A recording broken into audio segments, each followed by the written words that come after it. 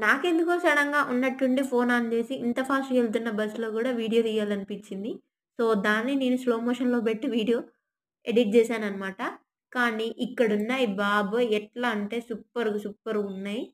చూస్తుంటే షాపింగ్ మాల్స్‌లో కెవ్వు కేక అంతే. ఎక్కడో ఈ లొకేషన్ అసలు మీకీ ఐడియా ఉందా?